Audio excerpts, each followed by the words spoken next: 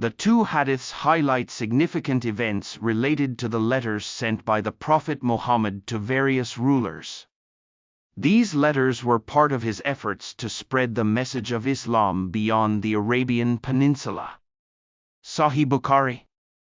Hadith number 64. Translation. Narrated Abdullah bin Abbas. Once Allah's apostle gave a letter to a person and ordered him to go and deliver it to the governor of Bahrain. He did so, and the governor of Bahrain sent it to Chusros, who read that letter and then tore it to pieces. The sub-narrator, Ibn Shihab, thinks that Ibn al-Musayyab said that Allah's apostle invoked Allah against them, saying, "May Allah tear them into pieces, and disperse them all totally."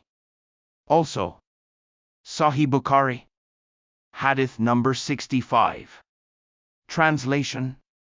Narrated Anas bin Malik, once the Prophet wrote a letter or had an idea of writing a letter. The Prophet was told that they, rulers, would not read letters unless they were sealed.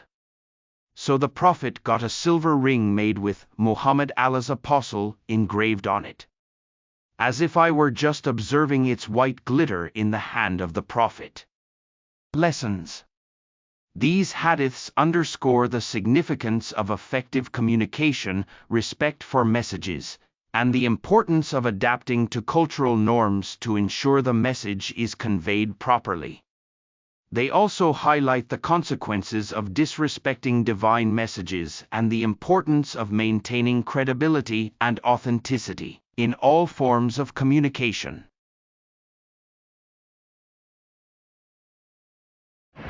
अस्सलामु अलैकुम। सही बुखारी हदीस number 64। तर्जुमा।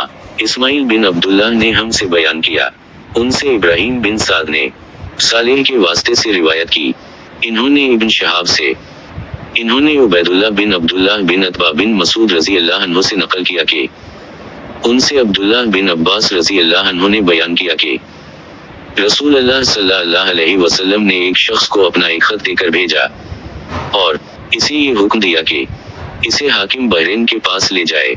Bahrain के हाकिम ने वो खत किसरी, शाह ईरान, के पास भेज दिया। जिस वक्त इसने वो खत पढ़ा तो चाक कर डाला।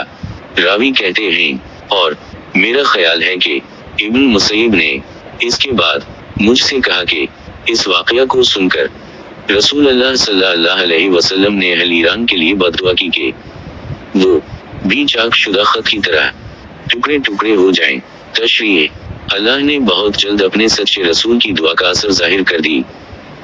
हदीस में किसरी के लिए बददुआ का जिक्र है क्योंकि इसने आप सल्लल्लाहु अलैहि वसल्लम का नामा मुबारक चाक कर डाला था, चुनांचे खुद उसके बेटे ने इसका पीठ फाड़ डाला।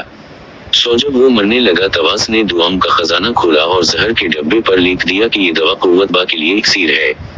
वो बेटा जिमा का बहुत शौक रखता था। जब वो मर गई और उसके बेटे ने दवाखाने में इस डब्बे पर ये लिखा हुआ देखा तो उसको वो खा गया और वो भी मर गई। उसी दिन से इस सल्तनत में तंजिल शुरू हुआ। आखिर हजरत उमर रजी अल्लाह अन्हा के उत खिलाफत में उनका नाम वंशान भी बाकी नहीं रहा। ईरान के हर बादशाह का लक़ब कसरी हुआ करता था। उस जमाने के कसरी का नाम परवेज बिन हरमज़बन नौशेरवान था। उसी को खुसरो परवेज भी कहते हैं। उसके कातिल बेटे का नाम शर्विया था। खिलाफत फारूकी में साद बिन अबी वक़ास रजी अल्लाह अन्हु के हाथों ईरान फतह हुआ। ऑल्सो सही बुखारी हदीस नंबर 65। किताब इल्म के बयान में बाब मनावला का बयान और अहल इल्म का इल्मी बातें लिखकर दूसरे शहरों की तरफ भेजना। तर्जुमा।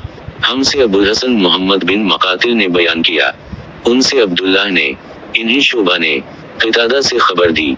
वो हजरत अनस बिन मालिक रजी अल्लाह अन्हु से रिवायत करते हैं। इन्होंने फरमाया कि रसूल अल्लाह सल्लल्लाहु अलैहि वसल्लम ने किसी बादशाह के नाम दावत इस्लाम देने के लिए एक खत लिखा या लिखने का इरादा किया तो आप सल्लल्लाहु अलैहि वसल्लम से कहा गया कि वो बगैर मेहर के खत नहीं पढ़ते, यानी बेमेहर के खत को मुस्तनद नहीं समझते। तब आप सल्लल्लाहु अलैहि वसल्लम ने चांदी की अंगूठी बनवाई जिसमें मोहम्मद रसूलुल्लाह कुंदा था। गोया में आज भी आप सल्लल्लाहु अलैहि वसल्लम के हाथ में इसकी सफेदी देख रहा हूँ। शोबा रावी हदीस कहते हैं कि मैंने क़तादा से पूछा कि یہ کس نے کہا کہ اس پر محمد رسول اللہ کندہ تھا؟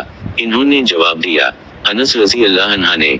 تشریح مناولہ اصطلاح محدثین میں اسے کہتے ہیں اپنی اصل مرویات اور مسموعات کی کتاب، جس میں اپنے اساتذوں سے سن کر حدیثیں لکھ رکھی ہوں، اپنے کسی شاگرد کے حوالہ کر دی جائے اور اس کتاب میں درج شدہ احادیث کو روایت کرنے کی اس کو اجازت بھی دے دی جائے تو یہ جائز ہے، اور حضرت امام بخاری رحمہ اللہ کی مراد یہی ہے۔ اگر اپنی کتاب حوالہ کرتے ہوئے روایت کرنے کی اجازت نہ دے تو اس صورت میں حدثنی یا خبرنی فلان کہنا جائز نہیں ہے۔ حضرت امام بخاری رحمہ اللہ نے اپنی خداداد قوت اجتہاد کی بنا پر ہر دو مذکورہ احادیث سے ان اصطلاحات کو ثابت فرمایا ہے۔ پھر تعجب ہے ان کم فہموں پر جو حضرت امام کو غیر فقیہ اور زودرنج اور محض ناقل حدیث سمجھ کر آپ کی تخفیف کے در پہ ہیں۔ تشریح واللہ اعلم، جزاک اللہ۔